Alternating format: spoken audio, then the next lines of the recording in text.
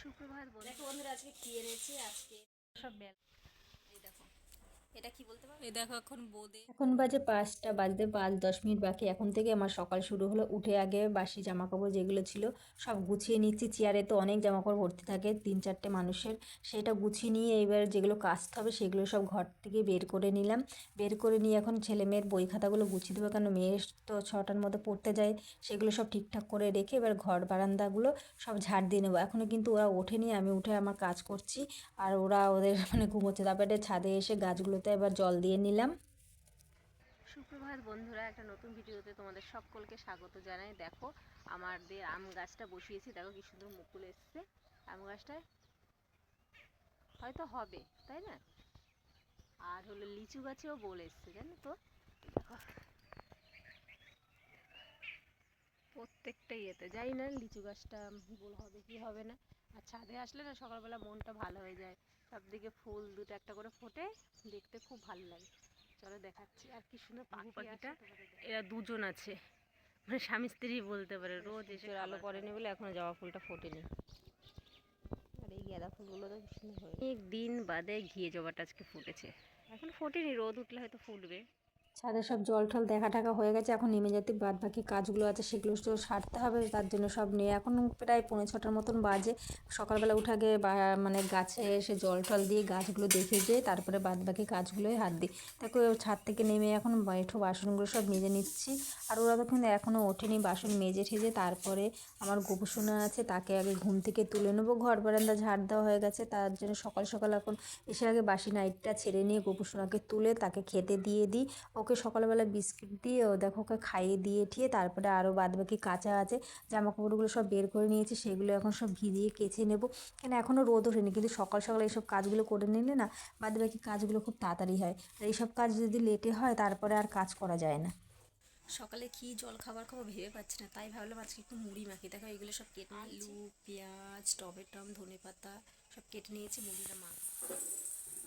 পেঁয়াজ, তারপরে ধনেপাতা, টমেটো এগুলো সব দিয়ে মুড়িটা মাখবো। আর জিরের গুঁড়ো সেটাও দিয়ে দিয়ে আর বিট নুন দিয়েছি, একবারে ভালো করে মেখে নিয়েছি। আর বরমশাই দেখো এখন ফুচকার গুলিগুলো কাটছে, এগুলো সব পাকিয়ে নিচ্ছে। আর একদম দুজন মিলে খেয়ে নেবো, নিয়ে তারপরে তো আরও কাজ আছে।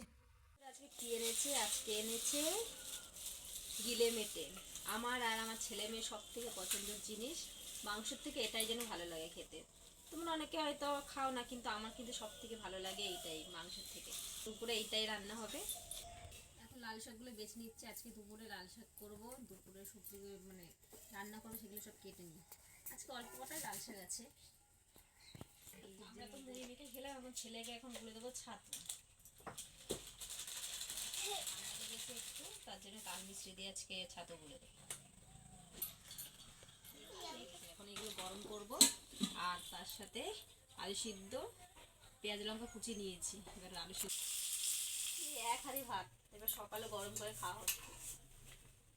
তাও মানে ভাত মানে সবাই খেলেও সকালে শেষ হবে না এত ভাত। একদম কম কম করে খাওয়া হবে। মশলা করে রাতের নিচ্ছি, তরকারি ছিল আদা রসুন আর কাঁচা লঙ্কা। শুকনো লঙ্কা তো একদম খাবো না, তার জন্য কাঁচা লঙ্কা দিয়ে মাংস রান্না করব। আর মিক্সচারের থেকে মনে হচ্ছে আমার শিলনোড়ায় বেটে রান্না করলে বেশি স্বাদ লাগে, তাই না? রান্না এমনিও মিক্সচারে বেশি স্বাদ হয়।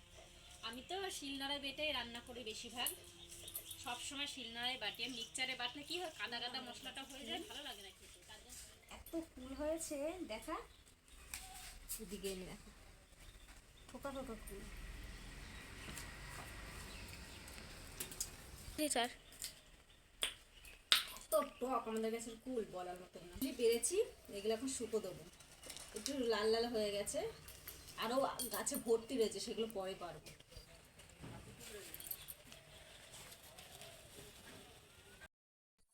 আমার লাল শাকটা রান্না হয়ে গেছে, সেটা নামিয়ে নিয়েছি। এখন হলো মশলা মানে মাংসটা রাঁধবো, তার জন্যে গোটা গরম মশলা, জিরে, তেজপাতা আর সব দিয়ে পেঁয়াজ টমেটো দিয়ে একবারে সব কষিয়ে বেলা নিচ্ছি। হয়ে গেছে এইগুলো।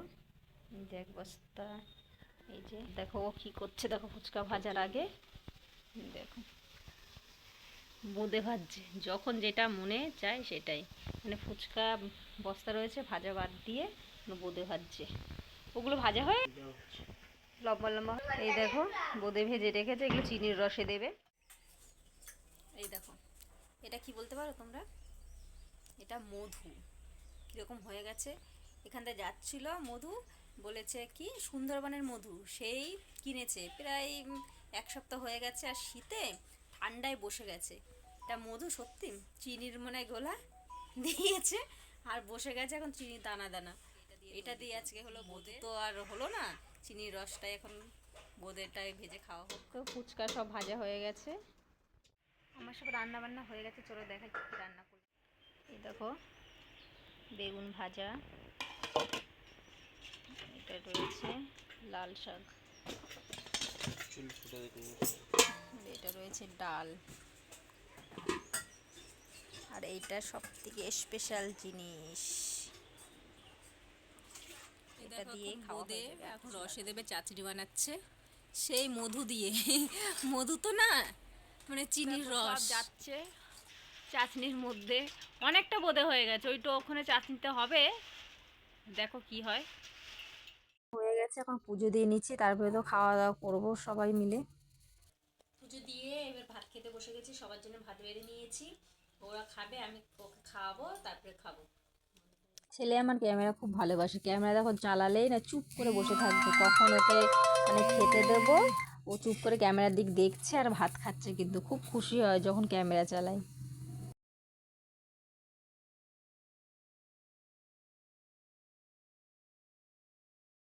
বোঁদেগুলো ভেজেছিল, রসে দিয়েছিল, এখন রস দিয়ে তুলে নেওয়া হয়েছে।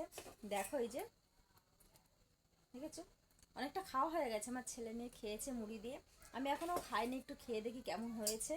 আর আমার বড় মশাই কিন্তু এসব বানাতে এক্সপার্ট, ভালোই পারে বানাতে, আর ভালোও লাগে। ও এখন আসলে বাইরের জিনিস না এখন আর খেতে দেয় না, ঘরে বোঁদে বলো, তারপরে গজা বলো, তারপরে হলো লুচি, যা যা আছে বিরিয়ানি, সব কিছু এখন ঘরেই তৈরি করে বেশিরভাগ, তার জন্য খাওয়াও হয় আর দোকানে যেতে হয় না। তাই আমি একটু খেয়ে নিই, দেখি কেমন হয়েছে। ও তো আগাগোড়ি খুব সুন্দর বানায়, আর বলার কিছু নেই। তার আজকে তাহলে বোঁদে খেতে খেতে ভিডিওটা শেষ করছি। ভিডিও যদি ভালো লাগে চ্যানেলটাকে সাবস্ক্রাইব, লাইক, কমেন্ট করতে ভুলো না বন্ধুরা। আবার দেখাবো অন্য ভিডিওতে, তখন ভালো থাকবে, সুস্থ, টাটা।